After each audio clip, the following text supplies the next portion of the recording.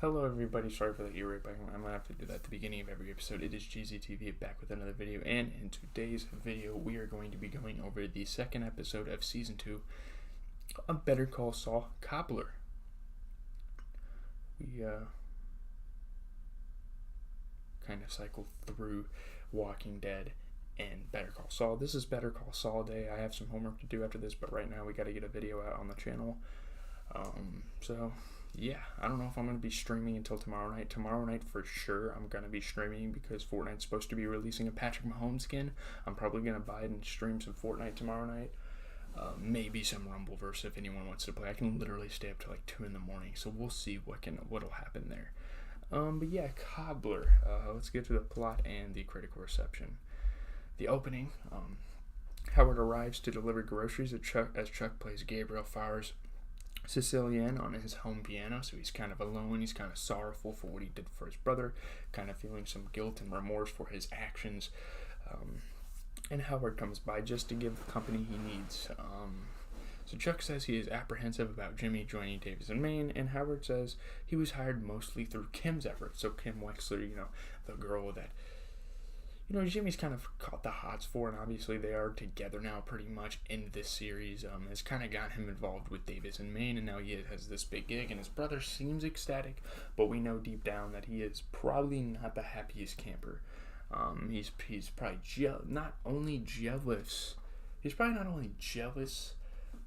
but I mean, he's also angry because he turned his brother down just for him to get another opportunity. He doesn't want to see his brother being a lawyer, not because he hates his brother, but mainly because the fact that he's a very fraudulent lawyer, and he doesn't want that in the field. So after Howard leaves, Chuck turns on his metronome and stares at it silently, just showing this, I don't know. It's a cool representation. I don't know what it's supposed to mean, but it's really cool nonetheless. So let's get into the main story. Before a meeting between Hamlin, and McGill and DNM, Kim rearranges name placards so that she and Jimmy sit side by side. At first, I didn't know what that scene was, but once we got later into the episode, okay, Kim, I see you. So yeah, Kim was trying to get the name cards together, so... Yeah, on a break, she gives him a travel mug that originally read World's Best Lawyer, which she altered to World's Second Best Lawyer. You know who the best lawyer is? It's her, kind of being flirtatious and giving him a gift for getting into Davis and Maine and starting new. Which, I mean, it's kind of crazy. It's kind of a miracle. Is it really realistic that a guy like Jimmy McGill made it to Davis and Maine? Sure. I mean, he got the Sandpiper case up and running, did the legwork, and usually not a lot of amateur lawyers can do that, so obviously he is special in this field. So at the nail salon, Jimmy receives his new Mercedes-Benz company car and is frustrated that his mug does not fit in the cup holder like it did in his old car. Ah man, the trade-off of luxury. Those cup holders, Kim's gift to him, he's gonna hold that dearly. He loves Kim, he is deeply in love. They kind of have a thing going on with each other, but yeah, it's kind of funny when he gets mad and frustrated. So at the courthouse, anyway, we're gonna move on to a different storyline because they kind of bounce back and forth between Mike and Saul, Jimmy, whatever you want to call him. They kind of have their separate ventures. They kind of have their separate operations they're going with here. So at the courthouse, Mike sees Daniel Warmald arrive. So, obviously there's the police station right next to it, so he gets kind of suspicious. He tells Mike about the burglary at his house, and Mike cautions him about talking to the police, but Daniel is adamant about getting his baseball cards back. Is it really going to be worth it in the end when you're sitting in jail for drug smuggling? You're probably going to get about 20 to 30 years for all you've done and all the fraudulent actions you've been doing, stealing drugs from pharmaceutical companies and making profit. Or not stealing, but you're pretty much stealing money. I mean, let's just say that. You gave the pharmaceutical company money, but you're making money of your own, so you're pretty much getting most of the revenue.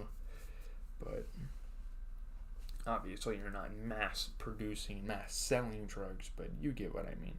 That is definitely a felony, and that is definitely a lot of years in prison, at least 15 to 20.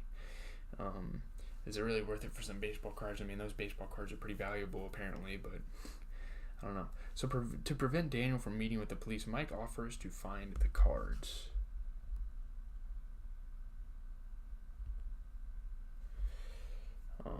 So Mike's like, hey, I'll find the cards if you don't talk to the police. We cannot be talking to the police, especially if you don't have a lawyer in this situation. That's where Jimmy McGill is going to come in. He's going to come in later in the episode. This is a pretty good episode, honestly. It's a pretty funny episode as well. Nacho refuses to inform them, so Mike threatens to inform Tuco about Nacho's secret drug deals. Obviously, like we know before, Nacho Varga is like this separate guy from Tuco. They're still affiliated. They're still doing like a whole gang. They still have this mob mentality together. They're still conglomerates. But still, if Tuco finds out he's doing stuff and Tuco's not getting in on it, he's probably going to kill him. Like, let's be honest. We know Tuco from Breaking Bad. We know what he can do. They make a deal for Daniel to trade his Hummer to Nacho in return for the baseball cards and $10,000. So pretty much the Hummer is worth like $50,000. So, I mean, that's a pretty shitty deal. They kind of got finessed. I'm not trading a Hummer for baseball cards. I don't care. I mean, maybe there's like a one card worth like $50K. Yeah, I would do that, but I don't know.